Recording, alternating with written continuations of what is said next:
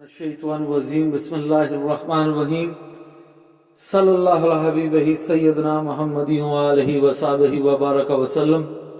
یا اللہ اپنے صرف نور اور صرف علیم سے مدد فرما تاکہ عرض کر سکوں۔ آج بات کریں گے سورۃ التوبہ آیت نمبر 19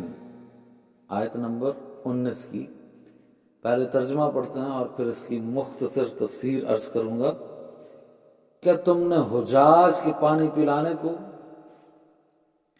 اور مسجد حرام کے آباد کرنے کو اس شخص کی نیکیوں کی مثل کر دیا ہے جو اللہ اور روز قیامت پر ایمان لایا اور اس نے اللہ کی راہ میں جہاد کیا؟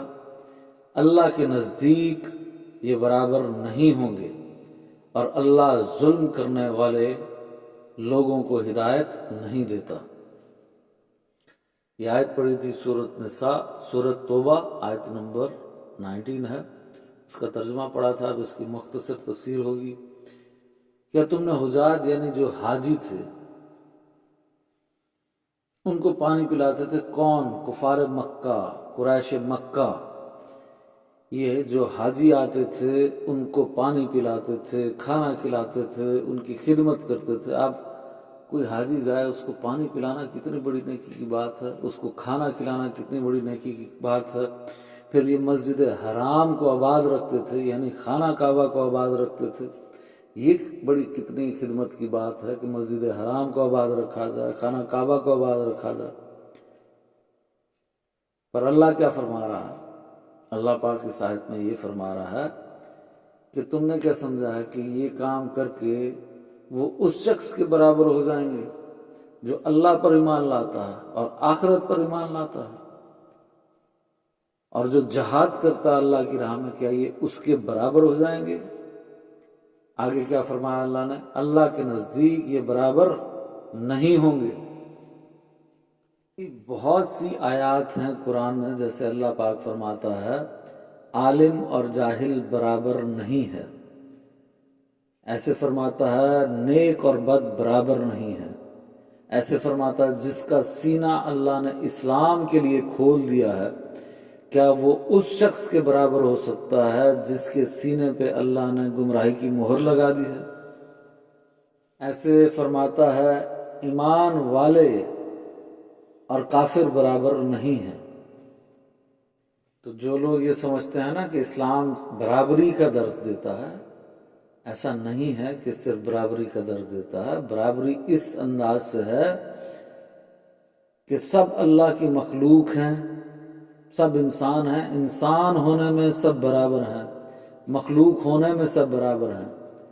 پر جو ایمان والا ہے وہ تو کافر سے افضل ہے، جو علم والا ہے وہ تو جاہل سے افضل ہے، جو نیک ہے وہ بد سے افضل ہے۔ یہاں برابری کیا ہے؟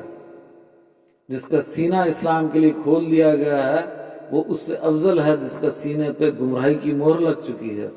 ایسے اسی آیت میں فرمایا جا رہا ہے کہ تم نیکیاں کرتے ہو، خانہ کعبے والوں کو پانی پلاؤ، اس کو خانہ کعبہ کو آباد رکھو، حاجیوں کو کھانا کھلاؤ، پانی پلاؤ، تم برابر نہیں ہو سکتے اس شخص کے جو ایمان لائے اللہ پر، آخرت پر اور جہاد کرے۔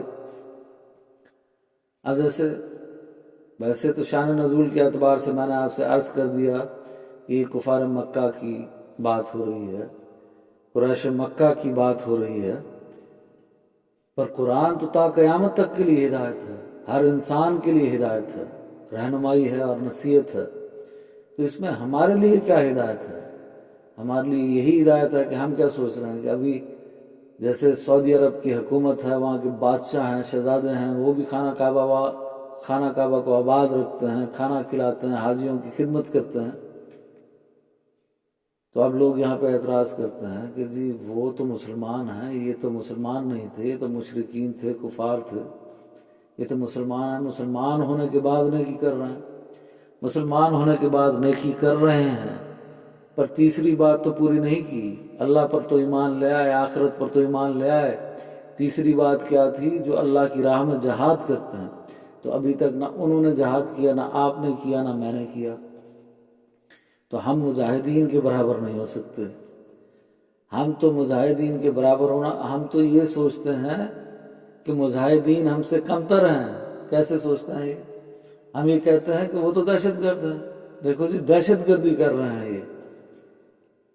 ہماری سوچ یہ ہے کیونکہ ہم نے دین کا علم حاصل نہیں کیا، ہم نے قرآن کو ترجمہ اور تفسیر کے ساتھ نہیں پڑھا، اور اللہ پاک کیا فرما رہا ہے اور اللہ کی کیا سوچ ہے؟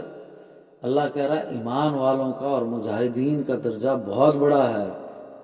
وہ یہ نہیں کہ کوئی بھی اٹھ کے نیکی کر لو، وہ نیکیاں اپنی جگہ پہ، پر ان کا درجہ ان سے نہیں مل سکتا جو ایمان والے ہیں۔ اور اگر آپ ایمان لے آئیں اور ایمان لانے کے بعد نیکیاں کرتے پھریں تو ایمان لانے کے بعد جس نے نیکیاں کی اور جہاد نہیں کیا تو اس کا درجہ اس کے برابر نہیں ہو سکتا جو مجاہدین ہیں۔ اگلی بات اللہ پاک نے اس آیت میں فرمائی، اور اللہ ظلم کرنے والے لوگوں کو ہدایت نہیں دیتا۔ ظلم کیا ہوتا ہے؟ کسی کا حق چھین لینا، کسی کی جان، مال، عزت، آبرو کو لوٹ لینا، یہ ظلم ہے۔ اور جب قرآن میں لفظ آتا ہے ظلم کا تو وہ دونوں معنی میں آتا ہے کہ کسی کی جان، مال، عزت، آبرو لوٹنے میں بھی، حق چھیننے میں بھی، اس معنی میں بھی آتا ہے۔ اور اس معنی میں بھی آتا ہے کہ جو لوگ شرک کرتے ہیں اکثر ان کے لیے اللہ پاک فرماتا ہے وہ ظالم لوگ ہیں۔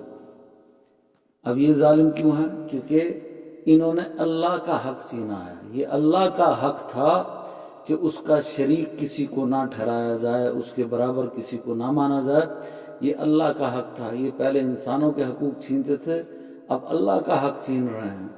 اب اللہ کا حق چھین رہے ہیں، یہ کتنے بڑے ظالم ہیں۔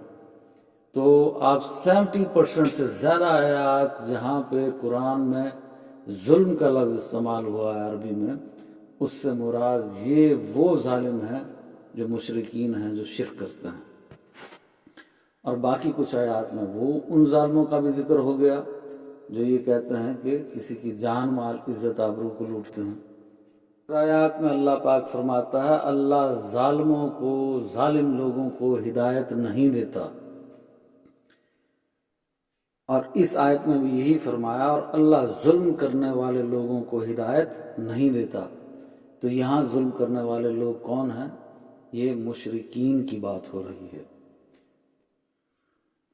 تو خلاصہ کلام اس آیت کا یہ ہوا، تفسیر اس آیت کی یہ ہوئی کہ اللہ پر ایمان لاؤ، آخرت پر ایمان لاؤ، یعنی اسلام کے تمام بنیادی عقائد پر ایمان لاؤ، لانے کے بعد آپ اللہ کی راہ میں جہاد کرو۔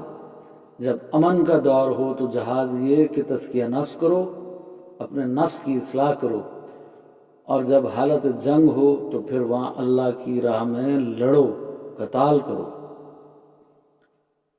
تو جو ایمان لائے اور پھر انہوں نے اللہ کی راہ میں جہاد کی، وہ ان لوگوں کے برابر نہیں ہو سکتے جو چھوٹی موٹی نیکیاں کرتے پھریں۔ اور یہ ویسے چھوٹی موٹی نیکیاں نہیں تھیں کہ حجاج کا یعنی حاجیوں کی خدمت کرنا اور خانہ کعبہ کو آباد کرنا، یہ بڑی نیکی ہیں۔ پھر بھی اللہ نے کہا یہ اللہ کے نزدیک برابر نہیں ہیں، یہ دونوں برابر نہیں ہیں۔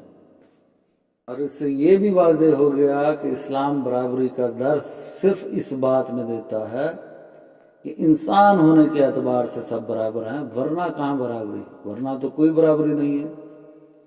مثال کے طور پہ اب کوئی بھی شخص چاہے ایمان لے آئے، نیک اعمال کرے، گناہوں سے بچے، جتنی نیکیاں کرنا چاہتا ہے کر لے، وہ صحابہ، تابع اور تبع تابعین کے برابر نہیں ہو سکتا۔ اور کوئی صحابی جتنی بھی نیکیاں کر لے وہ نبی کے برابر نہیں ہو سکتا، اور نبی جتنی بھی نیکیاں کر لے وہ رسول کے برابر نہیں ہو سکتا، اور رسول جتنی بھی نیکیاں کر لے وہ اولو العزم رسول کے برابر نہیں ہو سکتا۔ اور اولو العزم رسول صرف 5 ہیں، اور ان میں ایک ہیں سب سے بڑی ہستی محمد رسول اللہ صلی اللہ علیہ وآلہ وسلم۔ اب اولو العزم رسول جتنی بھی نیکیاں کر لیں وہ محمد رسول اللہ صلی اللہ علیہ وآلہ وسلم کے برابر نہیں ہو سکتے۔ اللہ پاک ان میں ان باتوں کو سمجھنے کی توفیق عطا فرمائے جو حق ہیں۔ آمین۔